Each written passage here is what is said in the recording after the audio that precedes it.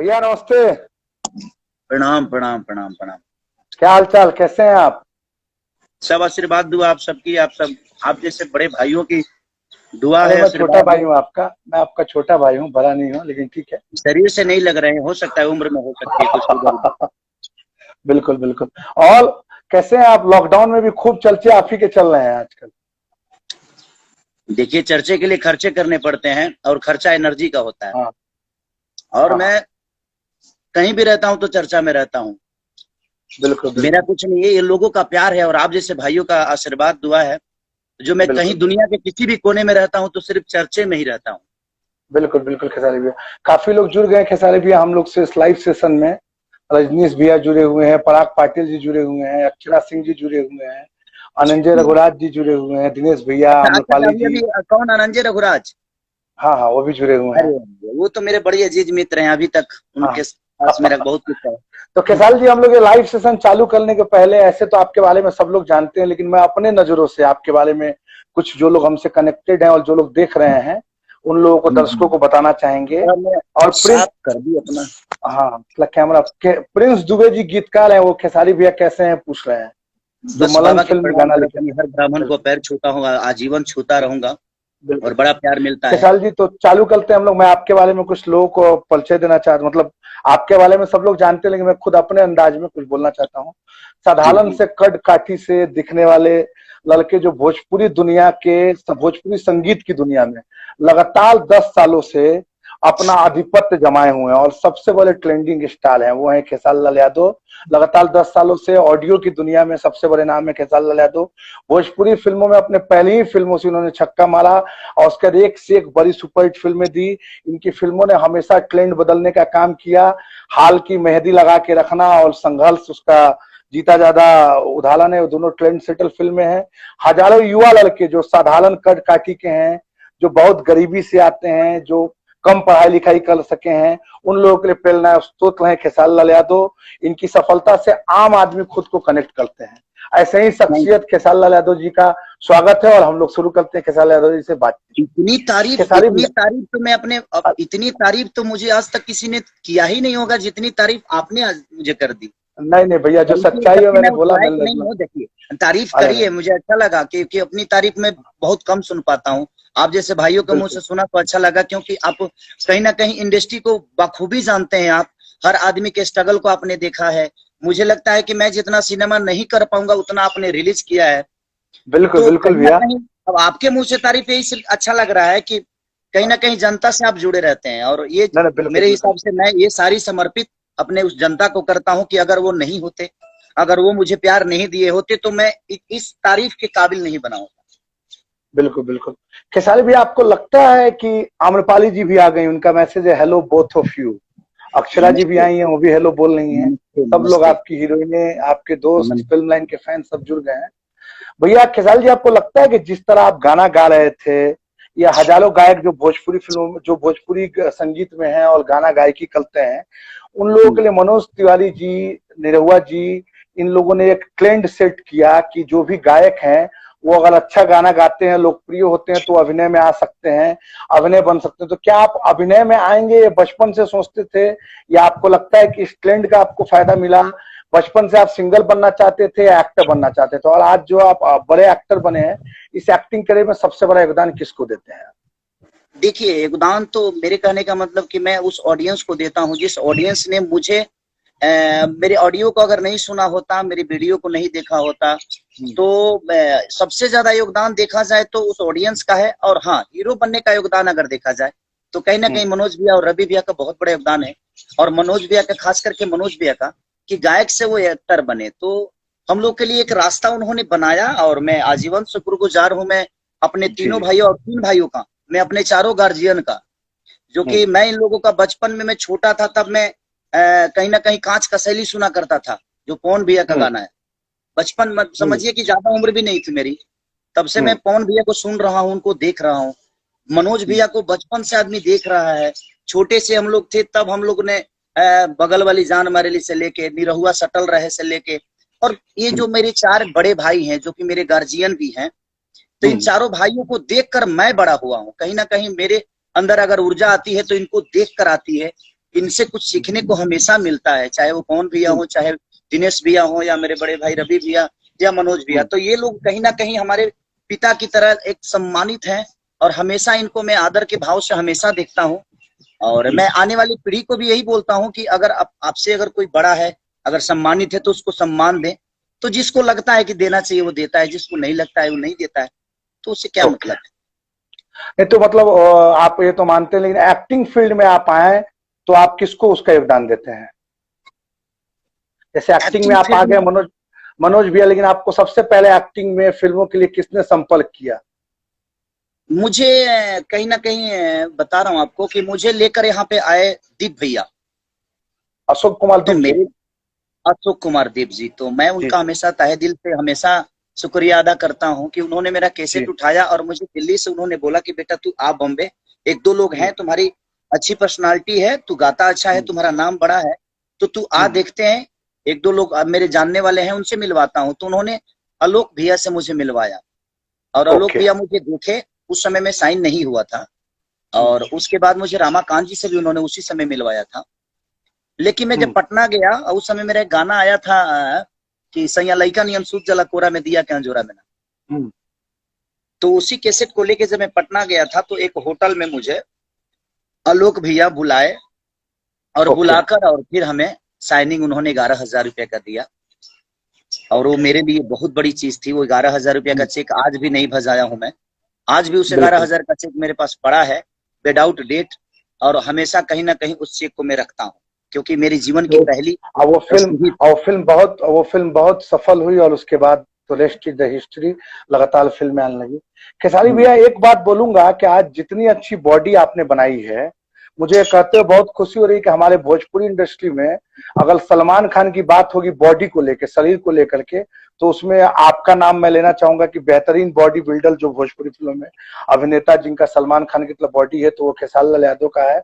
और लाखों युवा लड़के जो भोजपुरी देखते हैं, फिल्में देखते हैं, उनके भी आप जिम के लिए सब के लिए इंस्पिरेशन है। लेकिन तब भी ऐसा होता है, जब भी आपको किसी लोग को आपका क्रिटिसाइज करना होता है या आपको नीचा दिखाना होता है, तो लोग कहते हैं कि आप नाच के लवंडा से अपने कैरियर की शुरुआत की है। मैंने इसलिए पूछना चाहता हूं क्योंकि मेरा मानना है कि दुनिया में कोई भी विधा हो जो ईमानदारी से रोजी रोटी देती है वो बुरी नहीं होती है। आप क्या कहेंगे इस बारे में, जो आपको कहा था है कि आप नाच के लवंडा है? आपने जो बातें बोली वो बिल्कुल सही बोली। ऐसे तो मैं उस विधा से कभी आया नहीं, और अगर होता भी तो मुझे कहीं ना कहीं मुझे खुद को फक्र होता है कि देखिए मैं नाच के लवंडा, और नाच के लवंडा में लवंडा उस चीज को नहीं बोलूंगा, कहीं ना कहीं वो सरस्वती के पुत्र हैं, वो संगीत से जुड़े हुए हैं, तो वो एक आर्टिस्ट हैं, वो एक कलाकार हैं।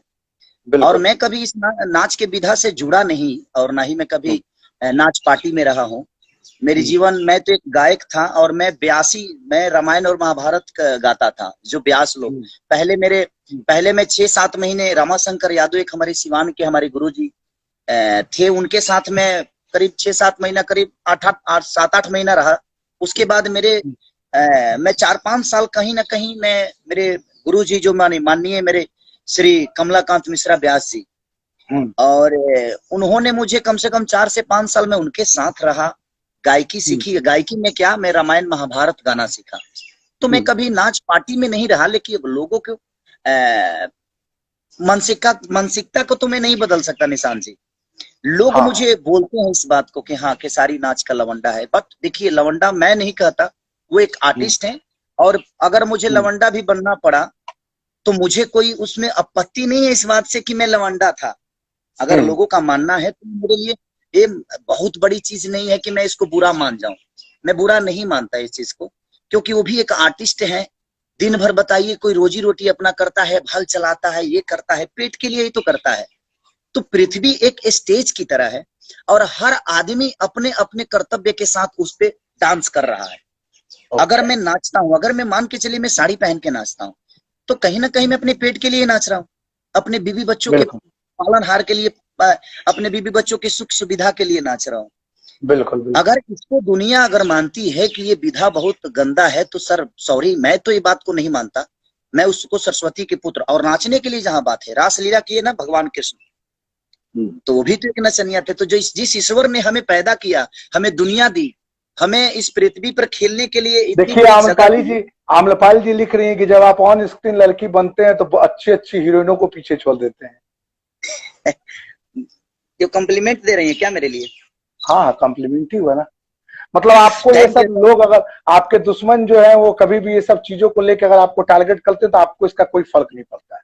नहीं, मुझे फर्क इसलिए नहीं पड़ता कि मैं पेट के लिए करता हूं, और वो जो करते हैं वो मेरे नजर में बहुत बड़े हैं।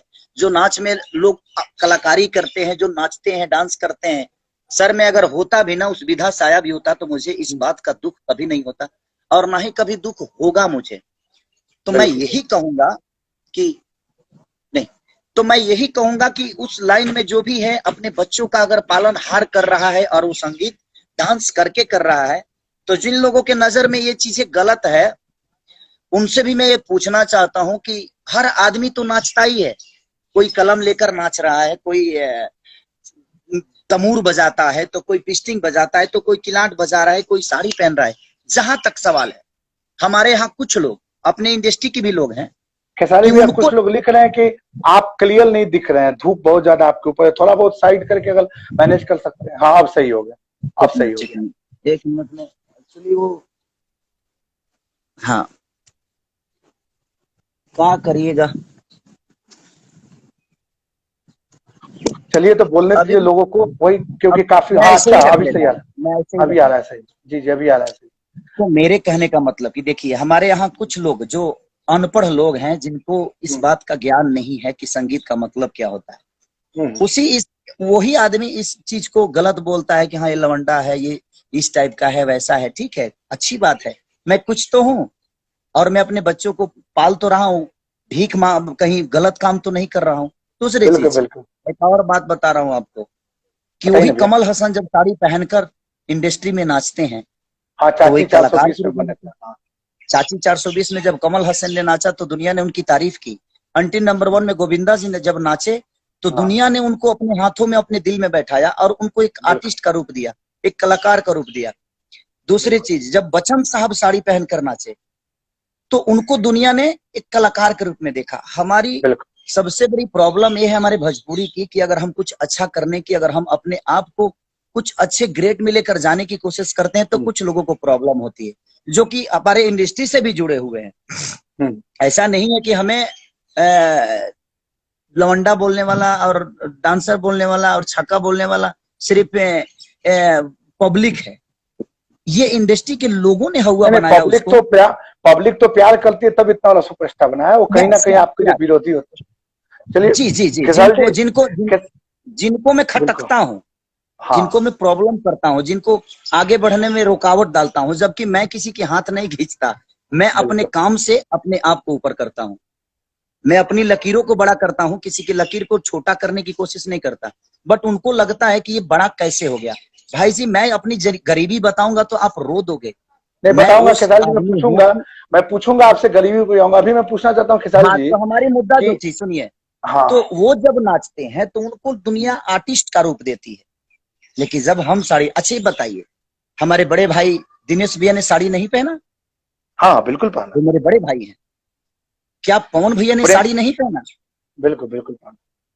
पवन पुरवैया में पूरी अरे फिल्म भाई, सिनेमा मुझे लगता है रवि किशन रवि जी ने भी भैया ने पहना है, साड़ी सबने। पहना, और सबने पहना है।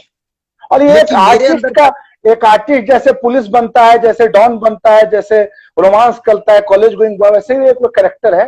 ठीक है, उसका यस, जवाब मिल गया हम लोगों को कि आपको, आप उसका मतलब, उन लोगों को ये ऐसे जो लोग ऐसे नहीं, विरोधी और ऐसी जिनको, बात करते हैं, भाई उसका आपको जी, कोई और फर्क नहीं। जिनको संदेह भी है कि मैं अगर नहीं हूँ वो बड़ा, मैं ये सब देखिए, नहीं आम्रपाल हूँ। जी लिखी कि दिनेश जी बहुत बहुत सुंदर दिखे थे। मधु जी लिख रही हैं कि वेरी हार्ड वर्किंग एक्टर।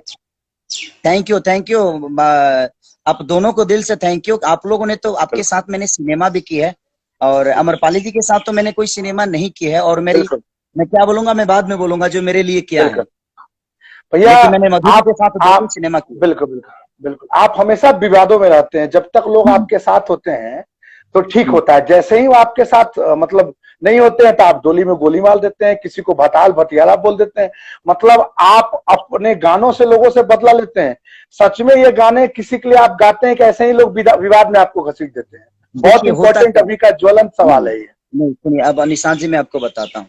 जी जी, होता क्या है कि मैं उस चीज को मनोरंजन के लिए गाता हूँ। एक प्रेमी एक प्रेमिका के लिए कितना आक्रोश में रहता है जब उसको अगर वो छोड़ने की बात करती है।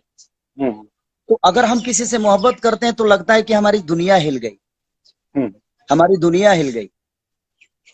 दूसरी चीज, अभी इस गाने की बात कर रहे हैं कि आपने जो मैंने गाना गाया था कि हाँ, राहत आला भतार भतियारा जी। हाँ, मैं 6 महीना पहले इस गाने को गाया था। ये मुझे पता 6 महीना पहले नहीं था कि लॉकडाउन हो जाएगा और हर आदमी अपने घर में आ जाएगा। जी जी। और वो गाना को सुनिए, हमरा के तनिको न मानेला दोसर देवाल जाके फानेला, इत घूमी घूमी खोजत चारा। जी जी। एक पत्नी अपने पति की जो हरकतें है वो अपने सहेली से बोल रही है। ऐसा नहीं है कि मैंने आरा शहर पे पहली बार गाना गाया हूँ। मेरे कम से कम 10 ऐसे गाने होंगे जो आरा के लिए होंगे, क्योंकि मेरे लिए कोई जिला नहीं है, मेरे लिए कोई जाति नहीं है, मेरे लिए हर वो जिला मेरा अपना है, हर वो जिला के लोग मेरे अपने हैं। कुछ लोग इस गाने को विवादित बनाने के लिए और पब्लिक को आपस में लड़ाने के लिए, खुद की रोटी सेकने के लिए, उन लोगों ने इस गाने को एक विवाद दे दिया। ओके, मतलब आपने ये गाना किसी के ऊपर नहीं गाया था, आप किसी भी साथी कलाकार के ऊपर गाना नहीं गाते हैं, ये लोग उसको नहीं कनेक्ट कर भाई, लेते हैं। मेरा मानसिक, और आप अगर लोगों को लगता है कि मैंने, कुछ लोगों को लगता है कि मैंने पवन भैया के लिए गाया है, वो मेरे बड़े भाई है, वो गार्जियन है, और उसको आज से नहीं देख रहा हूं मैं, जब मैं 6 बरस के था ना तब से मैं देख रहा हूं उस आदमी को बड़ा देखते हुए। तो आज मेरे जीवन में मेरे कहीं ना कहीं वो पिता तुल है, और उस पिता तुल इंसान को मैं इतनी अभद्रता के साथ में कैसे बोल सकता हूँ। और मेरे लिए कोई जिला बड़ा बात नहीं है, मेरे लिए हर वो जिला मेरा अपना है। एक पत्नी का, आप गाना का बोल सुनिए कि हमरा के तनिको न मानेला दोसर देवाल जाके फानेला, तो घूमी घूमी खोजत चारा, भतार भटियारा रहता जाके आरा। एक पत्नी का एक दर्द है कि मेरा पति किसी और लड़की के साथ फंस गया है और वो अपने सहेली से अपनी विधा बोल रही है। ऐसा नहीं था, मैंने किसी पर्टिकुलर इंसान का उसमें ना नाम लिया है और ना ही किसी को मैंने टारगेट करके गाया। आज ये बताइए, हम सब एक भाई ही हैं, हम किसको टारगेट करेंगे? कुछ लोग ऐसे लोग हैं जिन लोगों को लगता है कि नहीं हम विवाद खड़ा कर देंगे, खेसारी को नीचा गिरा देंगे। जब मैं गरीब था ना, मैं जब लिट्टी बेचता था, लोगों का बर्तन जूठा धोता था ना, तो तब तो कोई नीचा गिरा ही नहीं पाया, क्योंकि जनता और हर आदमी इस बात को जानता बिल्कुल है। बिल्कुल खेसारी जी, मैं क्या, आप अपने हार्ड वर्किंग के बदौलत हैं। खेसारी भैया, गाना चोरी का भी बहुत आरोप लगता है, यादा कदा की गाना चुरा लिए, तो क्या ऐसा बातों में सच होता है क्या? नहीं, मुझे अच्छे बताइए, मेरे कहने का मतलब कि गाना चोरी का इल्जाम इधर मुझे लगता है कि लहंगा लखनऊआ, और एक गाना मेरा रिलीज हुआ है, इसी पे चोरी का हाँ। इल्जाम लगा है। इससे पहले मेरे पे गाना का चोरी का इल्जाम नहीं लगा, और ये दोनों गाना अखिलेश कश्यप जी का लिखा हुआ। ये बताइए कि जब आपका गाना कोई रिलीज नहीं होता है भाई, आप राइटर हैं या आप देखिए, गायक हैं? आम्रपाली जी लिख रही है कि तुकबंदी के लिए भी कई बार जिले का नाम लेना पड़ता है, सही है? हाँ, तुकबंदी सही के है। लिए। अच्छा, पवन भैया कितने बार गाना है 11 जिला उखाड़ देला किला, तो माने ऐसे तो है नहीं ना, छपरा है तो छपरा जी हिले, छपर सिवान हिले, समझ लोग गए नहीं, तुकबंदी के लिए उस चीज को, समझ गए नहीं। लेकिन लोगों आप को, खेसारी जी के फैंस और पवन जी के फैंस या भोजपुरी के जो भी श्रोता हैं, वो लोग हाँ, जान जाए कि कोई भी गाना कोई किसी को टारगेट करके नहीं गाता है। ये सस्ती लोकप्रियता पाने के लिए जो छोटे कलाकार हैं वो आप लोग को भड़काते हैं, इसलिए यस। आप लोग कृपया इन लोग के जा सकते। तो भैया, वो गाना चोरी वाले को हम लोग बात करते हैं कि गनवा चोरी का जो आता है। आपकी आवाज नहीं आ रही है निशान जी। हेलो, अभी आ रही है भैया? हेलो, नहीं, अभी भी आवाज आपकी नहीं आ रही है मेरे पास। आ रही है? अभी भी नहीं आ रही है। पता नहीं क्या हो गया, इसको हटा दूं क्या मैं? अभी है? अभी भी नहीं आ रही है, क्या हो गया? अभी नहीं आ रही आवाज? आवाज अचानक से आ रही है, लेकिन वो समझ में नहीं आ रहा है आप क्या बोल रहे हैं। अभी आ रही है आवाज क्या? अभी भी नहीं आ रही है। पता नहीं क्यों नहीं आ रही है आवाज। मैं एक बार, नेटवर्क का लगता है प्रॉब्लम, आपका प्रॉब्लम तो नहीं, क्योंकि मेरी आवाज तो जा रही है। हेलो, आप लोग कृपया लिखें, जो लोग देख रहे हैं कि आवाज आ रही है कि नहीं मेरी आप लोगों को। आपकी आवाज क्लियर नहीं आ रही है मुझे। आपको आ रही है क्या अभी आवाज? काट के फिर कनेक्ट करें क्या आपको? कुछ गड़बड़ हुआ है, आ रही है, कभी आ रही है, रुक रही है, आ रही है, रुक रही है। ओके, हेलो हेलो, लेकिन लोग तो लिख रहे हैं कि नहीं मेरी आवाज आ रही है, शायद कहीं एक बैग आवाज कहाँ चली गई। नेटवर्क तो है ही फुल। कनेक्ट करेंगे क्या? दोबारा करता हूँ भैया कनेक्ट। दोबारा कनेक्ट कर लीजिए। ठीक है भैया।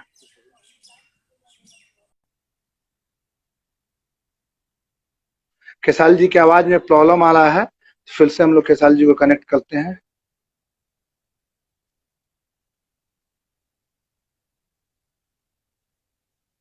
आ रही है दोनों की। सॉरी, हाँ चलिए। हाँ भी अभी आ रहा है आवाज ना। हाँ हाँ, अभी आ रही है। ये सस्ती लोकप्रियता पाने के लिए सब लोग, होता क्या है कि कुछ लोग पब्लिक को गुमराह करने के लिए, और जिस आदमी को मैं आदर्श मानता हूँ उस आदमी के बारे में मैं कैसे बोल सकता हूँ बताइए। मैं भी एक बिल्कुल इंसान हूँ और मैं भी उस आदमी के साथ जब मिलता हूँ तो आज भी आदमी मिलता है उस आदमी का तो सम्मान देता है, इसलिए सम्मान नहीं देता है कि नहीं वो मैं एक आर्टिस्ट है, जी नहीं, वो मेरे बड़े भाई हैं आर्टिस्ट के साथ साथ। बिल्कुल उनको बिल्कुल। मैं छोटे बचपन से मैं उस आदमी को देख रहा हूँ, हम्म, कहीं ना कहीं मैं उनको देखकर बड़ा हुआ हूँ, तो वो आदमी मेरे लिए गार्जियन है। और उस गार्जियन के बारे में मेरे शब्द कभी गलत हो ही नहीं सकते कि जिनको देखकर मैं बड़ा हुआ हूं उनके बारे में मैं ऐसी अश्लील बातें करूं। कुछ लोग इसको कंट्रोवर्सी करके और किसी के नजर में गिराने और पब्लिक के नजर में चीजों को गंदा साबित करने के लिए करते हैं, जबकि एक पत्नी का दर्द है। नहीं समझ गया अगर वो मैं। पूरा गाना जनता, सुनिएगा तो आपको समझ में लेकिन आएगा कि आप पत्नी का देखिए दर्द। जनता हमेशा आपके साथ खल रही है, और मुझे लगता है कि लोग ये जान करके जान जाएंगे कि सस्ती लोकप्रियता। तो गाना चोरी वाले पर हम लोग थे, तो आपका क्या कहना हाँ, है? आप कभी, हाँ मैं आपसे बोलना चाहता हूं कि अगर आप जी गायक हैं, मैं राइटर हूं, अगर जी कोई गाना रिलीज नहीं हुआ है जी तो मुझे कैसे पता चलेगा? हाँ अगर मैं आपको लिख कर दूं तो आपको कैसे पता चलेगा निशान जी की ये गाना चोरी का है? बिल्कुल सच्चाई है। ये काफी बार फिल्मों में भी होता है कि राइटर ने हाँ, कहानी किसी को दी, तो वो राइटर की प्रॉब्लम है, ये गीतकारों की प्रॉब्लम है। मेरा इसमें कोई स्टार कोई क्या इसमें कर एक सकता है? कलाकार की, हाँ, एक कलाकार की गलती कैसे हो सकती है? बिल्कुल मेरे कभी कहने नहीं। का मतलब, अब उस राइटर को वो राइटर कहाँ से लाया, कैसे लाया? अच्छी चीजें जब समझ में किसी को आती है तो उस पे हाँ बोल देता है आदमी। अगर मुझे भी कहानी अच्छी अगर कोई सुनाता है तो आदमी कोशिश करता है, नहीं अरे हमें अब पता चला जो वो कहानी और कहीं बन चुकी है तो मैं तो देखा नहीं। हाँ, जब अगर वो रिलीज हो जाएगी सिनेमा उसके बाद अगर मैं वो कहानी करता हूँ तो मैं दोषी हूँ। बिल्कुल बिल्कुल। लेकिन जब भैया चीजें रिलीज नहीं, आप पर आरोप है कि आप अपने लेकिन फैंस के आपकी द्वारा। आवाज चली गई। भैया लेकिन आवाज तो आ रही है। आपका कुछ प्रॉब्लम नहीं हो रहा है आवाज का ना? बार बार आवाज क्यों जा रहा है? आवाज आपकी आ ही नहीं रही है। अभी आने लगा ना? कुछ प्रॉब्लम है मोबाइल में? नहीं मेरे तो इसी मोबाइल से लाइव आता, अभी आ रही है आवाज आपको? जितना विवादित विवादित मैं हूं उतना ही विवादित आपका मोबाइल हो रहा है। अभी आवाज आ रही है थोड़ी बहुत? नहीं सुन पा रहा हूँ। क्यों बार बार प्रॉब्लम हो रहा है आवाज का? फिर से काट के कनेक्ट करता हूँ, मैं लगता है बार बार प्रॉब्लम हो रही है हम लोग के कनेक्शन में। बार बार खेसारी भैया से कनेक्शन में हम लोग को प्रॉब्लम हो रही है। उनका आवाज कभी गड़बड़ हो जा रहा है, आज पता नहीं पहली बार ऐसा हो रहा है। कनेक्ट करते हैं फिर से हम लोग खेसारी जी को। हाँ खेसारी जी अभी आ रहा है आवाज? हाँ, अभी आ रही है। ये आरोप लगता है आपके ऊपर कि आप अपने फैंस के द्वारा साथी कलाकारों को सोशल मीडिया पर गाली दिलवाते हैं, या जो अच्छा आपके विरोध में होता है उसके आपके फैंस लगातार गाली देने लगते हैं। ये सब चीजें बहुत जरूरी है लोगों को जानना कि आप सर, सच में ऐसा मैं करते हैं कि नहीं। सुनिए, मैं एक आर्टिस्ट हूँ, कोई रेलवे का अधिकारी नहीं जो मुझे पता चलता है कितने टिकट कंफर्म है। और मैं, देखिए, मैं, मेरे कहने का मतलब कि मैं एक वर्कर टाइप का हूं। मैं रेलवे का कर्मचारी होता तब ना मुझे पता चलता कि कितने फैन हैं और कितने लोग हैं और कौन, हाँ भाई कितने सीट नंबर है इनका। अब हम कहा है, हम रेलवे पे टिकट काटी ले। आ, अब इ लोग के बुझात हो कि ना खेसरिया रेलवे के टीटी हो, एकरा पता बा, एकरा लगे चार्ट सीट बा कि हाँ एकरा के जानी ले हो। लेकिन ऐसा तो आप है इस नहीं माध्यम, निशान जी। भैया लेकिन आपको अपने फैंस से अपील इसी माध्यम से कीजिए मैं कि वो बिल्कुल लोग कहना किसी को चाहता गाली हूँ, नहीं मेरे दें। फैन हो चाहे मैं अदरवाइज किसी के भी फैन हो, मैं हाँ सबको यही बोलना चाहूंगा कि आप किसी आर्टिस्ट के लिए, किसी आर्टिस्ट को गाली आपको देने का कोई हक नहीं है।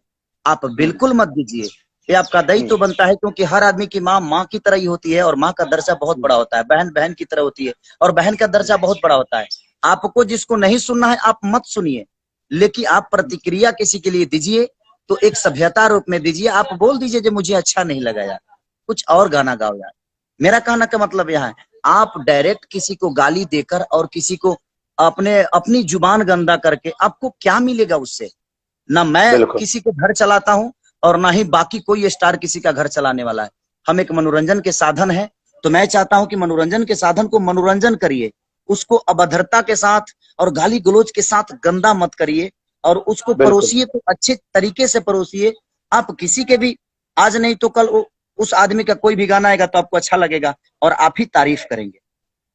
तो अगर आप अपने आचरण को, अपने विचारधारा को अच्छा रखेंगे, तब ना आपको दुनिया कहीं ना कहीं अपना लेगी। जब आप बिल्कुल। बताइए, अगर खेसारी के फैन है, अगर पवन जी को गाली देते हैं या दिनेश जी को देते हैं या मनोज भैया को या किसी अदरवाइज किसी भी इंसान को देते हैं, तो क्या लगता है वो मुझे नहीं देंगे? बिल्कुल सही बात आज है। नहीं तो कल वो मुझे भी दे सकते हैं। अगर मान लीजिए मेरे बड़े भैया पवन, गार्जियन स्वरूप पवन भैया का अगर फैन है, चाहे दिनेश भैया का फैन है, अगर वो उनके तरफ से मुझे गाली देते हैं तो क्या वो उनको नहीं देंगे? तो मैं नहीं तो यही लोगों कहना से चाहता हूँ निवेदन है, तो कि जो खेसारी जी सच्चे के जो भी फैन है,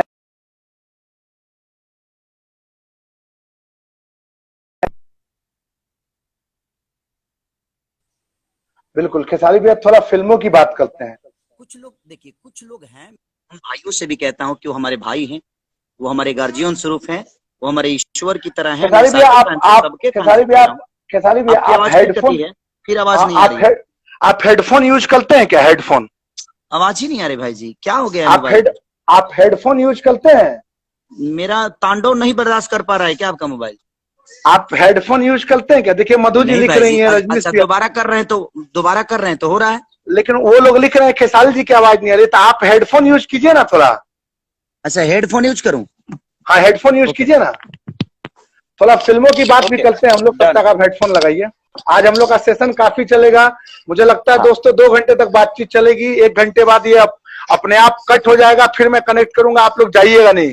बहुत अच्छे हाँ अच्छे सवाल है और खेसारी जी बहुत बेबाकी से जवाब दे रहे हैं। खेसारी जी हम लोग हाँ फिल्मों की बात करते हैं, अभी आवाज आ रहा है ओके। ना? हाँ अभी आ रहा है। खेसारी जी आप बहुत बड़े सितारे हैं, आपकी पहली फिल्म साजन के ससुराल बहुत बड़ी हिट हुई, उसके बाद जान तिलनाम प्याल झुकता नहीं, ये सब नागिन, ये सब फिल्में बहुत बड़ी बड़ी हिट हुई, हथकड़ी दिनेश जी के साथ, पवन जी के साथ प्रतिज्ञा, ये सब फिल्में काफी चली। हाल में मेहदी, संघर्ष, बलम जी, आई लव यू, सबने बहुत बड़ा व्यवसाय किया। क्या बात है कि आजकल किसी भी सितारे की, नॉट खेसारी लाल, भोजपुरी में कोई भी सितारे हैं, उनकी फिल्में सिनेमा घरों में अच्छा परफॉर्म नहीं करती हैं और मुश्किल से 1 हफ्ते 2 हफ्ते में उतल जाती है। इस पर क्या बोलेंगे आप? बहुत सॉरी, मेरा करता है, बाकी किसी का करे या ना करे उससे देखिए मैं तो नहीं जानता, बट मेरा करता है। ओके। आप देख लीजिए इधर जितने भी मेरी सिनेमा है, चाहे वो मेहदी हाँ लगा के रखना 3 हो, हाँ। संघर्ष हो,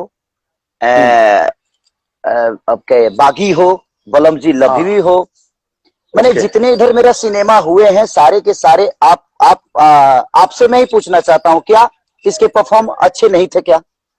नहीं नहीं अच्छे थे, बिल्कुल अच्छे थे। बाकी सिनेमाओं से अच्छे थे कि नहीं? हाँ तो मेरा बिल्कुल करता थे। है, मेरा करता है। बाकी देखिए बाकी क्या करता है उससे मुझे कोई लेना देना नहीं, सब अपने किस्मत से चलता है। मेरी किस्मत कहीं ना कहीं पब्लिक और जनता खेसारी को अपने दिल में बसाती है, प्यार करती है और सबको करती है। मैं किसी के लिए नहीं बोल रहा हूँ, सब लोग अपने ही हैं, अपने इंडस्ट्री के लोग हैं, अपने इंडस्ट्री में मेरा चलता है। उसका रीजन बताता हूँ भाई जी, मैं हाँ। बहुत कम टाइम में सिनेमा करता हूँ, बहुत कम हम्म टाइम में सिनेमा करता हूँ मैं। 25 दिन में सिनेमा क्योंकि मैं काम करता हूँ, सिर्फ काम ही हम्म करता हूँ। अगर मुझे 7 हम्म बजे जाना है तो मैं 7 बजे जाऊंगा, 6 बजे जाना हम्म। है। एक दिन आप अमरपाली जी से पूछिएगा, शायद आप टाइम से आए थे कि नहीं, आ गया था लेकिन मैं भाई, मेहंदी का गाना जब मैं कर रहा था तो मेहदी एक 3 दिन का पहले गाना। मेरा हाँ शो था राजकोट। हाँ राजकोट राजकोट में पूरी रात शो किया और 12 बजे तक शो करके ड्राइव करके मैं अहमदाबाद आया। अहमदाबाद से मैं 7 बजे आपके सेट पे था बिल्कुल थे भैया, और अमरपाली जी भी 7 बजे सेट पे पहुंची थी। बिल्कुल पहुंची हुई थी। गाना उस दिन शूट किया था स्पॉट, हम लोगों हाँ ने, वो वैसलीन वैसलीन लागेलू। हाँ हाँ वेसलीन बोला, हाँ केकरा ला लगा के वेसलीन जान दे किलिल रखेलू। बिल्कुल बिल्कुल बिल्कुल। तो सबसे बड़ी कि मेरी सिनेमा इसलिए धंधा करती है कि मैं आज के डेट में, आज मैं 2-3 साल से मैं कहानियों पे वर्क करता हूँ। मैं बिना, मुझे अच्छा नहीं लगा तो मैं कहानी नहीं करता और अकेला मेरा ही योगदान नहीं है मतलब उसमें। आप स्क्रिप्ट पर काफी काम करते हैं? बिल्कुल काम करता हूँ मैं, म्यूजिक पे काम करता हूँ, स्क्रिप्ट पे काम करता हूँ और मैं हाँ काम करने जाता हूँ तो सिर्फ काम ही करता हूँ। ओके।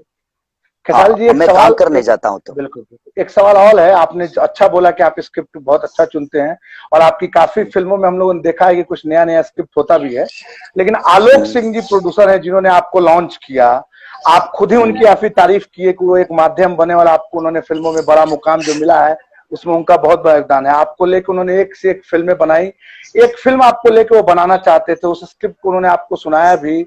उस फिल्म के डायरेक्टर उन्होंने सतीश जैन जी को लगा था, जिन्होंने रिक्शा वाला, निर्वा हिंदुस्तानी जैसी सुपरहिट, निर्वा रिक्शा वाला 2 और निर्वा हिंदुस्तानी जैसी सुपरहिट फिल्में दी थी। उस फिल्म को आपने ना बोल दिया, जबकि सेम स्क्रिप्ट पर छत्तीसगढ़ में फिल्म बनी। वो फिल्म हमेशा बहुत बड़ी ऑल टाइम रिकॉर्ड हुई छत्तीसगढ़ में, और छत्तीसगढ़ में उस इंडस्ट्री को एक नया रूप दे दिया उस स्क्रिप्ट में। तो कैसे बोलते हैं आपके स्क्रिप्ट पर काम करते हैं? इसमें कहाँ चूक हो गई आपसे कि आपने आलोक जी जिसने लॉन्च किया उनका कहानी आपने रिजेक्ट कर दिया, उनकी फिल्म को रिजेक्ट कर दिया? नहीं नहीं, देखिए निशांत जी, कभी कभी चीजें होती है परिस्थिति और स्थिति। उस समय मैं काफी व्यस्त था, काफी बिजी था, और उस बात का मुझे आज भी अफसोस है। ऐसा नहीं कि मैं हर चीज को उंगली रखता हूं तो सही हो जाती है। उस समय आलोक भैया बिल्कुल सही थे, कहीं ना कहीं डायरेक्टर हमारे जो सतीश जैन है वो भी बिल्कुल सही थे, लेकिन उस समय की जो परिस्थिति मेरी थी, मैं काफी व्यस्त था और काफी इतना सर पे लोड था कि मैं उस सिनेमा को डेट देने में मुझे लगता था कि मैं किसी को अगर डेट दे दिया हूं, अगर उसका हिलाऊंगा तो कहीं ना कहीं यार तकलीफ होगी उसको भी, क्योंकि सबके साइनिंग हो चुके हैं। किसी का डायरेक्टर साइन है तो हीरोइन साइन है, तो ये साइन है तो वो साइन है, उन लोगों को तकलीफ हो जाती। और उस बात का मुझे भी कहीं ना कहीं अफसोस है भाई जी कि मैं वो चीजें गलत किया था। और ऐसा नहीं कि मैं एक ईश्वर हूं कि मैं किसी भी गलत कर दूं, और उस समय मैं अपने आप को रॉन्ग बता रहा हूं अपने। और कहीं ना कहीं उस समय आलोक भैया बिल्कुल राइट थे, और आलोक भैया हमेशा राइट रहते हैं। वो कुछ भी करे मेरे लिए वो हमेशा राइट है। और उस समय क्या चूक हुई परिस्थितियों की वजह से मैं आलोक भैया नहीं कर पाया। खेसारी जी को आपके स्क्रिप्ट पर कोई संशय नहीं था, आपके मेकिंग सेंस पर कोई संशय नहीं था। कुछ चीजें होती हैं जो परिस्थितिवश होता है, तो कृपया आप आइए और फिल्म फिर से बनाइए, हम लोग सब आपका वेट कर रहे हैं। खेसारी जी, आपके ऊपर आरोप लगता है कि आपने गायकी उद्योग में जातिवाद का सहारा लिया, जातिगत भावनाओं को उठाकर आप सफल हुए हैं गायकी में। फिल्मों में तो जाति नहीं होती है, गायकी में लोग बोलते हैं कि आपने फैंस को जातिगत आधार पर बांटा कि मैं यादव हूं तो फलना, ऐसा है क्या कुछ? देखिए भाई जी, बात ये है कि मैं एक गरीब परिवार से आता हूँ। हाँ, मेरी जो परवरिश हुई है वो हाफ पैंट में हुई है। जी जी। मैं दूध बेच के उसमें कुछ पानी मिला के अपने खर्चे चलाया करता था। जी जी। मैं अपने गांव में भी बहुत सारी चीजें देखा हूँ। मैं जाकर भारती कैसे टेक था, मैं आज आपको पूरी अब जीवन बता रहा हूँ। अरे जीवन पूछेंगे हम लोग, ये जातिगत खाली आप बताइए ना। जातिगत देखिए होता क्या है कि कुछ लोग हुआ क्या, जे मैं कुछ लोगों से मेरी पंगा थी। और पंगा क्या कि एक कार्यक्रम के लेके कुछ ऐसा विवाद हुआ था, और एक समुदाय तो मुझे मालूम। हाँ, एक समुदाय की वजह से मेरे तरफ पथराव हुआ। हाँ, पथराव हुआ तो मैं कहीं ना कहीं दुखी हुआ कि मैं किसी का आज तक नहीं बिगाड़ा। मैं हमेशा लोगों के दिल में रहने का काम करता हूँ, लोगों की मदद करता हूँ, हेल्प करता हूँ। आखिर मैंने किसी का क्या बिगाड़ा है? अब उसी में कहीं ना कहीं मुझे लगा जो उस समुदाय के ऊपर मैंने बात की, उस आदमी के ऊपर मैंने बात की, और लोग उसको जातिवाद दे दिए। मतलब आप जातिवाद के उस जाति के चक्कर में नहीं होते हैं, जातिवादी भाई जी, संगीत की कोई जात ही नहीं होती है, कोई सीमा ही नहीं होती है। अगर सीमा होती और जात होता तो पाकिस्तान से कलाकार आकर और हिंदुस्तान में गाना नहीं गाते। क्या बात है, बहुत सही बात बोला आपने। तो भाई ये आप लोग जो आरोप लगाते हैं वो भी आरोप का खेसारी जी ने जवाब दिया है। जो भी इनके फैन या दूसरे कलाकारों के फैन है, आप लोग ये देखिए भैया। क्या अच्छा बताइए, अगर जातिवाद की बात होती तो पाकिस्तान हिंदुस्तान में बहुत ज्यादा नफरत है। बिल्कुल। तो पाकिस्तान के कलाकार यहाँ आते हैं और गाते हैं और हम खुशी से उनका स्वागत करते हैं। तो जब वहां जातिवाद नहीं है महाराज, तो हम कैसे कलाकार होकर जातिवाद कर सकते हैं? ये कुछ लोगों का भ्रम है कि उनका रोटी सेकना है, और कुछ लोग उल्टा तीर अपने अंदर ले लेते हैं। वही प्रॉब्लम है इस गाने के साथ भी हुआ और उस समय भी हुआ। खेसारी भैया, देखा जाता है अमूमन की जो भोजपुरी के सुपरस्टार अभिनेता हैं वह नए निर्देशकों को बहुत ज्यादा चांस नहीं देते हैं, और चांस तब देते हैं नए निर्देशकों को, नए डायरेक्टर्स को बहुत कम चांस देते हैं। और चांस भी तब देते हैं, जो कि मनोज भैया ने भी पिछले इंटरव्यू में बताया कि हम लोग कहानी वानी थोड़ी देखते थे, पैसा देखते थे, तो ज्यादा पैसा देखते। लेकिन इन मामलों में आप शाबाशी के पात्र हैं कि आपने काफी नए डायरेक्टरों को, या स्थापित नए नहीं भी बोले तो स्थापित जो डायरेक्टर अपने आप को प्रूफ नहीं कर पाए, उनको आपने चांस दिया। आपने उनको चांस दिया। जैसे रजनीश मिश्रा जी म्यूजिक डायरेक्टर थे, उन्होंने पहली फिल्म दी तो आपने चांस दिया। पराग पाटिल जी बहुत सारे फिल्म कर चुके थे, लेकिन उनका कोई स्टार के साथ उनकी फिल्म नहीं आई थी। आपने उनके साथ फिल्म किया संघर्ष। मंजुल ठाकुर जी आपके पहले काफी फिल्में किए थे, लेकिन वो सफलता नहीं मिल पाई थी उनको। आपने उनको लहू के दो रंग में आपने उनके साथ काम किया और आपने प्रूफ किया। तो ये साहस हौसला कहाँ दिला पाते हैं आप कि नए निर्देशकों पर भरोसा करते हैं, जबकि रजनीश जी के केस में तो कई उनके मित्र अभिनेताओं ने भी उन पर भरोसा नहीं किया था। तो ये साहस हौसला कहाँ दिला पाते हैं आपकी नए निर्देशकों के साथ भी काम करते हैं? और जबकि मुझे मालूम है निजी तौर पर कि इन फिल्मों में आपने पैसों में भी बहुत ज्यादा ये नहीं दिखाया है, तो कैसे ये हौसला ला पाते हैं? देखिए, सबसे बड़ी चीज है कि मैं क्या कह रहा हूँ कि इस दुनिया में जो मैंने फेस किया है अपने जीवन में, मुझे लगता है कि अनुभव सबके पास है। रजनीश मिश्रा हो, हमारे यहाँ तक कि प्रियांशु जी भी जब वो मेरे साथ सिनेमा किए थे तो उनकी भी पहली सिनेमा थी और मेरी भी पहली सिनेमा थी। प्रियांशु जी एक फिल्म कर चुके थे, भैया के साली रहने वाली। अच्छा, ओके, तो मुझे पता नहीं था उस समय। हाँ, मैं उस समय छोटा था भैया, देखा था उस सिनेमा, मैंने देखा था। तो मेरा हंस क्यों रहे हैं आप? फिर इसको भी लोग भी बात कर देगा। नहीं, बोलिए ना, मेरा आदत तो थोड़ा बहुत हंसना चाहिए। तो मेरा मानना है, हंसता नहीं हूँ। तो अभी तक मैं जो इंटरव्यू कर रहा था सब सीनियर कलाकार लोग थे, आप मेरे हम उम्र भाई हैं, तो मैं आपके सामने हंस सकता हूँ ना, इसलिए। आज जूनियर के साथ मिले हैं आप? ना, जूनियर कैसे आप फिल्म लाइन में भले जूनियर है, लेकिन उम्र में तो हमारे जूनियर नहीं। एक्चुअली वही बातें बोल रहा हूँ ना, आज मैं आपका जूनियर ही हूँ। प्रशांत निशांत एक बहुत बड़ा नाम है और वो रहेगा। आप लोग का आशीर्वाद है।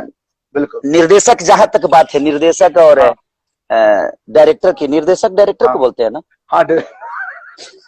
हाँ भाई, डायरेक्टर को बोलते हैं। तो नए निर्देशकों को आप कैसे मौका देते हैं?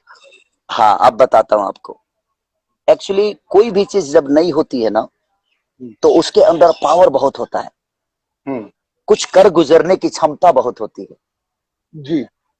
तो मुझे ऐसा लगता है, और जब जितने भी लोग आए मेरे साथ काम करने के लिए, जब वो मुझे सुनाए, कहानी सुनाए, तो मुझे लगा कि यार कहानी अच्छी है, इनके अंदर ऊर्जा है। और मैं मंजुल ठाकुर के साथ जब मैं शुरू में पहला उनके साथ जब सिनेमा किया था लहू के दो रंग, वो बहुत बड़ी हिट थी, आप भी जानते हैं जी। पावर था उस आदमी के अंदर। मैंने भागते थे, मंजुल जी भागते थे, ये करो वो करो, मैंने वो आदमी सोता नहीं था। मैं वही चीजें देखा रजनीश भैया के अंदर भी, कि हम लोग को शूटिंग कराते थे और शूटिंग के बाद फिर रूम में घुसते थे, बाबू कल हम लोग ये सीन कर रहे हैं, थोड़ा कैसे और किया जाए, बताओ ना। तुम्हारे तरफ भी, तुमको भी लगता है तो तुम देहात का कुछ बताओ। और वो आदमी तो देहात के ही हैं, कहीं ना कहीं रजनीश भैया देहात से ही बिलोंग करते हैं। बिल्कुल। और मैं जितने लोगों के साथ भाई जी मैंने काम किया ना, मुझे लगता है कि मैंने उनको कभी कुछ सजेशन दिया ही नहीं। जो मुझे लगता था, मैं गाने में सजेशन देता हूँ, गाने में बैठता हूँ, कहानी में मुझे लगता है कि शब्दों में, डायलॉग में मैं बोल सकता हूँ। लेकिन जितने लोग हैं कहीं ना कहीं सारे के सारे अनुभवी हैं और इनके पास बहुत सारी चीजें हैं, बशर्ते इनको मौका नहीं मिलता था, इसलिए शायद ये बहुत पीछे थे। हो सकता है कि मैं सूत्रधार बन गया और इनके साथ काम किया तो ये चीजें, लेकिन मेरा उसमें कोई योगदान नहीं है। जैसे आप नए थे, आपको लोगों ने मौका दिया, तो आप भी अच्छी सोच को पहचानते हैं और यस, कोशिश यही है मेरी कि मुझे भी एक्टिंग का ये नहीं आता था और ना ही आता है, लेकिन उसके बावजूद भी मेरे पे दुनिया विश्वास करती है ना। आप इतने सारे सिनेमा का प्रोड्यूसर है, डिस्ट्रीब्यूटर हैं, लेकिन आपने जब सिनेमा भाई बनाया तो खेसारी लाल यादव को चुना, तो सबसे बड़ी खुशनसीबी तो मेरा है कि इतने सिनेमाओं का आपका भी साथ रहा और हम लोगों ने बेहतरीन फिल्म बनाई है। आज कम से कम के बाद लोगों को फिर से 2 से 3 हजार सिनेमा आपने रिलीज किया होगा। बिल्कुल भैया। तो वो सिनेमा रिलीज करने का एक अनुभव, देखने का अनुभव, उसके बावजूद भी आपने किसी के साथ नहीं बनाया, मेरे साथ बनाया। तो ये मेरा कहीं ना कहीं क्या बोलेंगे उसको, कि कहीं ना कहीं मेरा फक्र से सीना ऊंचा होता है कि यार नहीं, इतने लोगों में सबसे बेस्ट मैं आपके लिए रहा। ये मैं सैल्यूट करता हूँ आपको निशांत जी, कि मेहदी 3 का हीरो आपने मुझे चुना। अरे बिल्कुल भैया, आपने जीवन में बहुत गरीबी देखी है। आपने फुटपाथ पर भी चना बेचा है, लिट्टी बेची, आपके पिताजी ने भी काफी संघर्ष किए हैं। आजकल गरीबी को लेके काफी हम लोग देख रहे हैं, क्योंकि मजदूर लोग सड़क पर उतर पाए। तो ये बातें आपने कई बार अपने स्टेज शो के माध्यम से भी लोगों को बताई है, लेकिन लोग सही से जान नहीं। तो अपने इंडस्ट्री के लोग और जो लोग इसको देख रहे हैं, उन लोगों को अपने कुछ संघर्ष के बारे में बताइए, जो गरीबी आपने देखी है। देखिए, मेरे जीवन में मैं पहले दूध बेचता था। दूध बेचने के बाद मैं दिल्ली गया। दिल्ली जाने के बाद मैं धागा कटिंग किया कम से कम 3-4 महीना। धागा कटिंग किया स्पॉट में। वहां से मैं निकला तो गाने की इच्छा थी, तो मैं 600 700 रुपये मिलता था तो दुगोला कार्यक्रम करता था। और मैंने किया, उसमें से कुछ पैसे आते, जुगाते गया, बटोरते गया, बटोर कर मैंने एक कैसेट गाया। वो कैसेट फ्लॉप हो गया। कैसेट फ्लॉप होने के बाद मैं टूट गया, क्योंकि उस समय मैं 7,500 रुपये लगा के वो कैसेट गाया था। ऑडियो का जमाना था, मैं बहुत धूप में घुमा कि कैसेट लेता नहीं था। मैं जिस कैसेट दुकान पे जाता था भाई, कोई ऐसा आदमी नहीं था जो मेरे माँ और बहन की गाली नहीं दिया था। अरे बाप रे। लेकिन ऐसे कलाकार आपके मोतिहारी शहर में हाँ, पिपरा कोठी एक जगह है। बिल्कुल बिल्कुल, पिपरा कोठी एक जगह है, वहां पे एक रिंकू नाम का लड़का था जो कैसेट बेचता था। आज भी मुझे याद है, वो 12 बरस के 12 नहीं 14 बरस पहले, 15 बरस पहले की बात बोल रहा हूँ। हाँ, रिंकू नाम का लड़का था। उसके टेबल पे मैं 2 रात सोया हूँ गमछी ओढ़ के, ठंडी के दिन में। और उसके घर से अंडा 2 आया था, तो 2 रोटी और 2 अंडा खाकर मैं 2 रात सोया था। वाह। तो वो मेरी जीवन थी। मैं 10 रुपये बचाने के लिए मैं मोतिहारी से आपके मोहम्मदपुर मोड़ है, गोपालगंज मोहम्मदपुर मोड़।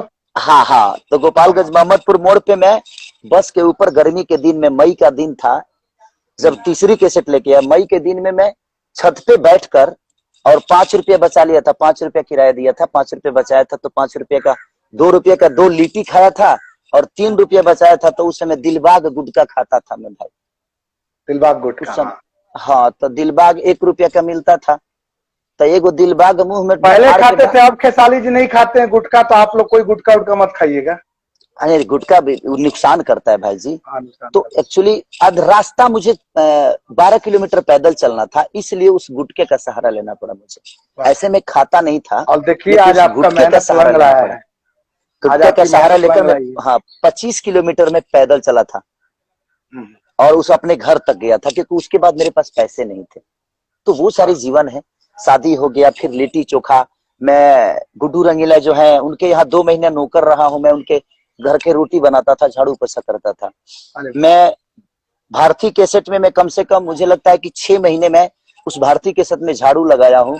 और महेश भैया मेरे वो गार्जियन स्वरूप थे, गार्जियन स्वरूप है भी। महेश परदेसी राइटर जो है, उन्होंने मुझे बहुत प्यार दिया है और देते भी हैं। तो कहीं ना कहीं महेश भैया का, और मैं ऐसा आदमी की छोटे भाई की तरह बिना पैर दाबे उनका मैं नहीं सोता था। क्या बात। तो चलिए महेश जी भी जहाँ होंगे देख रहे हैं। नहीं तो खेसारी जी, आपके इन्हीं सब प्रयत्नों का असर हुआ कि आप बहुत बड़े स्टार बने और लगातार स्टार बने हुए हैं। भैया आप अपने परिवार के काफी करीब हैं, ईश्वर की कृपा से आपका बहुत सुखी परिवार है। आपकी पुतली कृति को से भी मैं भी मिला हूँ, लोग भी काफी उसको देखते होंगे। आपका बेटा ऋषभ से भी मिला हूँ, बहुत नटखट है। आपकी वाइफ चंदा भाभी से भी मैं मिला हूँ। आपका परिवार भोजपुरी के अभिनेताओं में अकेला परिवार है जो सबसे कनेक्टेड है, हॉल डायरेक्टर, हॉल प्रोड्यूसर। और आप कोई भी अपना जो घर की खुशियों का आयोजन होता है, बर्थडे बच्चे का, बेटी का बर्थडे या भाभी का, या आप अपनी शादी का सालगिरह, ये सब इंडस्ट्री के लोगों के साथ मिलकर सेलिब्रेट करते हैं। मैं बोलना चाहूंगा कि रवि जी को छोड़ के भोजपुरी में एकमात्र आप ही एक अभिनेता, रवि जी के अलावा, छोड़ कर नहीं, रवि जी के अलावा, जो फैमिली के साथ इतनी अच्छी बॉन्डिंग है परिवार के साथ, उस बारे में आप क्या कहेंगे? देखिए, कहीं ना कहीं लोग कहते हैं ना, हमारे भोजपुरी में कहावत होती है चाहे कहीं भी, कि जो परिवार का नहीं हुआ किसी और का कैसे हो सकता है। हमारे बुजुर्ग बोले कि जो अपना अपन आदमी के ना हुई दूसरा के कैसे हुई। लोग कहेला सबसे बड़ी कि परिवार एक ऐसी चीज है कि आपको ताकत देती है।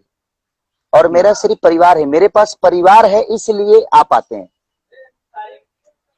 मेरे पास परिवार है इसलिए आपका भी परिवार, अगर आप जिस दिन से आपकी शादी हो जाएगी निशांत जी, उस दिन आप परिवार, आप मेरे घर आएंगे तो अपने परिवार के साथ आएंगे, अकेले नहीं आएंगे, क्योंकि मेरे घर पे मेरा परिवार है। बिल्कुल। आज रजनीश भैया, प्रियांशु जी, अभय भैया, चाहे जितने भी लोग हैं, जितने भी डायरेक्टर प्रोड्यूसर जितने भी हैं, सब लोग अपने परिवार के साथ मेरे घर पे आते हैं, इसलिए क्योंकि मेरे पास परिवार है जी। और इनका बहुत बड़ा योगदान है भाई जी। मैं आपसे क्या बताऊं कि मैं इनका कर्जा शायद कभी नहीं चुका पाऊंगा जो इन लोगों ने मेरे लिए किया है। मैं कुछ नहीं था। परिवार का साथ बहुत इंपॉर्टेंट होता है, बहुत इंपॉर्टेंट होता है। और आज इस लॉकडाउन ने और मजबूत बना दिया परिवार के प्रति जो मोहब्बत थी, इस लॉकडाउन ने और मजबूत कर दिया और बड़ा बना दिया कि नहीं यार, इस दुनिया में ना पैसे का मोल है ना किसी चीज का मोल है, अगर है तो फैमिली का है। और जो बिल्कुल। जनता हमें मोहब्बत देती है उसको ईश्वर हमेशा बनाए रखे। मैं ईश्वर से यही प्रार्थना करता हूँ कि इन लोगों की जिंदगी बनी रहे ताकि हम ऐसे ही खुश रहें। बाकी फैमिली के अलावा भी आरोप लगता है कि समय समय पर फिल्म इंडस्ट्री में भी आपकी फैमिली बनते रहती है, कभी किसी हीरोइन के साथ कभी किसी के साथ। भले आप इस पर कुछ ना बोले, लेकिन ये बातें दबी जुबान से इंडस्ट्री में होती है। इस कारण क्या होता है कि नई लड़कियां जो होती हैं वो नहीं आती हैं कि वो यहाँ तो हीरो के साथ अफेयर करना होता है, हीरोइन बनना पड़ता है, तो खेसारी जी के साथ इस पर क्या बोलेंगे खेसारी जी? अगर ऐसी कुछ बातें हैं क्या? ये सवाल एक आदमी और पूछा था मुझसे हाँ, कि अगर आपको शादी करना होगा तो आप किस हीरोइन से? मैं वो पूछूंगा भैया हीरोइन वाला। ये खाली मैं ये पूछा हूँ आपसे कि आपका परिवार जो है वो अफेयर होता रहता है, जैसे फैमिली में भाभी बारी हमनी के चंदा भाभी, ऐसे बाहरों में कोनो कोनो हीरोइन से रोमांस होता है का? नहीं, देखिए बारे में क्या सबसे बड़ी चीज कि हमारा वो काम है, वो हमारा काम है। हम अगर लव नहीं करेंगे तो पब्लिक के लिए सब नहीं करेंगे, क्योंकि लव हमारे लिए बहुत इंपॉर्टेंट चीज है। और कहीं ना कहीं देखिए हम आज नहीं, वो तो हमारा हर हीरोइन के साथ है, अफेयर तो हमारे हर हीरोइन के साथ रहता है। इसलिए रहता है क्योंकि वो एक स्क्रिप्ट का डिमांड है। ओके, वो अफेयर जो है मतलब वो सिर्फ पर्दे पर ही होता है, रियल लाइफ में नहीं होता है? बिल्कुल नहीं, बिल्कुल। रियल लाइफ में तो सर, रियल लाइफ में मैं कम थोड़ी हूँ। मेरी फैमिली को पूरी दुनिया जानती है कि मैं क्या हूँ और मेरे पास क्या है। भैया प्रोड्यूसर्स का आरोप होता है कि खेसारी लाल यादव अपनी फिल्मों में हीरोइनों को भी रिकॉग्नाइज करते हैं, क्या बोलेंगे इस बारे में? आपसे सवाल करूंगा मैं, बोलिए ना। आपने मुझे सिनेमा में मेहंदी 3 किया, हाँ, तो मैंने कुछ बोला था? नहीं बोला था आपको? अरे मेरी बात नहीं किया था, लेकिन लोग बोलते हैं, प्रमाण है काफी फिल्मों में आपने किया है। अब वो क्यों करते हैं वो बताइए। किया अब ये नहीं, मैं खुले मंच पर नहीं बोल सकता हूँ, लेकिन करते लोग ऐसा बोलते हैं। हो सकता है कभी कोई नहीं, बताता हूँ। अब बताता हूँ। कुछ सिनेमा ऐसी होती है जो उसी एक्टर के देख कर बना जाता है। ओके। होता क्या है जो हर सिनेमा को माधुरी दीक्षित और आपके अनिल कपूर नहीं कर सकते। कभी कभी कुछ ऐसे सिनेमा होती है कि श्रीदेवी के लिए भी बनती है। ओके। तो होता क्या है कि कुछ किसी ऐसी कहानी होती है जो कुछ कैरेक्टर ऐसे होते हैं जिनके लिए सोचा जाता है कि नहीं यार ये आदमी करेगा तो अच्छा लगेगा। तो मैं एक सजेशन देता हूं, मैं किसी को ये नहीं बोलता कि आप इनको रख लीजिए। मैं एक सजेशन देता हूं कि भैया अगर इस सिनेमा को, अगर इस रोल को अगर ये आदमी करेगा, तो शायद ये सिनेमा और बड़ा हो जाएगा और कहीं ना कहीं ये सिनेमा अच्छा होगा, क्योंकि इस टाइप की एक्ट ये आदमी अच्छा करता है। तो हम सजेशन देते हैं। मैं रिकमेंड कभी किसी के लिए नहीं करता और शुरू से आदत है। नहीं फिल्म तो फिल्म के बेहतरी के लिए आप सजेस्ट करते हैं? वो फिल्म के बेहतर के लिए, अदरवाइज मेरा कोई लगाव किसी से नहीं है कि मैं इन्हीं को रखो तो मैं सिनेमा करूंगा, ऐसा कुछ नहीं है। भैया खेसारी जी भोजपुरी फिल्म इंडस्ट्री में हर एक अंतराल के बाद गायक नायक बनकर आते हैं और सुपरस्टार बन जाते हैं। मनोज जी सुपरस्टार बने, फिर निरहुआ जी आए, निरहुआ भैया के बाद पवन जी आए, पवन जी के बाद आप आए, और आप जिन जिन गायकों ने एक्टिंग में अभिनय में अपना भाग्य आजमाया वो सब सुपरस्टार बन गए। आपके बाद काफी गायक लोकप्रिय हुए, उनके गाने भी काफी चले। लेकिन आपके बाद कोई भी आदमी जो आया इस मतलब क्या कहते हैं अभिनेता बना गायक से, वो मुकाम नहीं बना पाया, ना अपना अभिनय में छाप छोड़ पाया। इस बारे में क्या बोलेंगे आप? कोई साजिश कर दिया आपने कि कोई दूसरा गायक का सुपरस्टार ना बन सके? देखो हम कुछ बोलब तो बड़ा विवाद हो जाए यार। नहीं, कुछ बोलिए जो आपको लगता है बोलिए। तेज हमनी यहाँ एगो कहावत कहल जाला कि तेज लइका कौची तो करते में चिन्हा जाने जा। हाँ बिल्कुल बिल्कुल, इस बात को आप मानते हैं? जाला। हर आदमी ये सवाल करता है मेरे से, मैं कितने लड़की आज के जो नए लड़के हैं, आपके भी मन में ही होगा ना जो मेरे बाद जो नए लड़के हैं, यही ना जो नए लड़के आए हैं उनकी बातें आप बोल रहे हैं। वो क्यों नहीं? हाँ नए लड़के मतलब ये तो मतलब एक पहले ये सवाल है कि आपके बाद कोई क्यों नहीं उस स्टारडम को छू पाया या उस पर खड़ा नहीं उतर पाया लोगों के, जबकि सबका गाने लोकप्रिय। ऐसा नहीं है कि वो गायक स्टाइल नहीं है, उनके गाने चले हैं लेकिन वो अभिनय में नहीं बन पाए। निरहुआ के बाद पवन सिंह के बाद खेसारी के बाद कोई नाम नहीं है जिसको हम अभिनय का सुपरस्टार बोल सकते हैं। जी, संस्कार बहुत बड़ी चीज होती है, इस बात को आप मानते हैं? बिल्कुल बिल्कुल मानते हैं भैया। मैंने बड़ा भाई रवि रवि भैया को माना। मैं आज भी रवि भैया का पैर छूता हूँ। मैं आज भी दिनेश भैया का पैर छूता हूँ। आज भी मैं मनोज भैया का पैर छूता हूँ। आज भी मैं पवन भैया का पैर छूता हूँ। जी। तो मैं जब आया तो मैं सबको अपना आदर्श बना लिया। मैं आया तो मैं सबको आदर्श मानता था, मानता हूं, मानता रहूंगा। और मैंने सबकी सम्मान की। मैंने किसी को बेइज्जत नहीं किया और ना ही मैंने किसी की अपने आप से तुलना की। लेकिन मेरे बाद अब लोग बोलते हैं कि वो लोग नए हैं, लेकिन नए कहां से? 5 साल से सबका कम से कम देखा जाए तो सब सारे हीरो जितने आपने गिनवाया मेरे बाद, सारे हीरो को कहीं ना कहीं 15-20 फिल्में हो गई। बिल्कुल।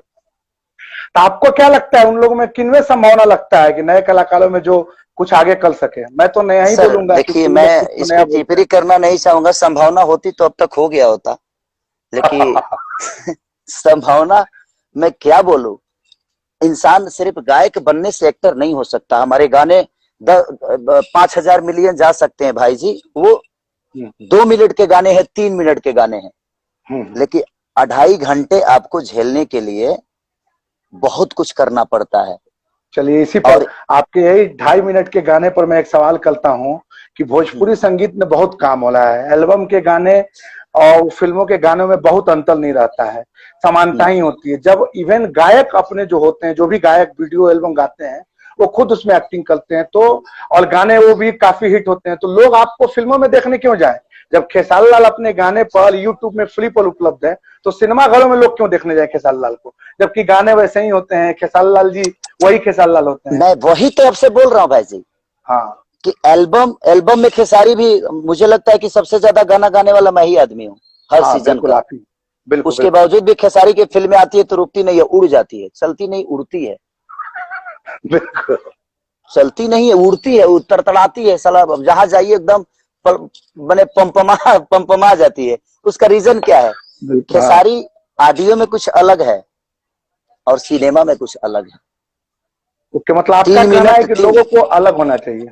देखिए, 3 मिनट तो महाराज बंदर का नाच भी दुनिया देख लेती है, कहीं मदारी आता है तो। मैं एक बात बोल रहा हूँ, मैं हकीकत बातें बोल रहा हूँ।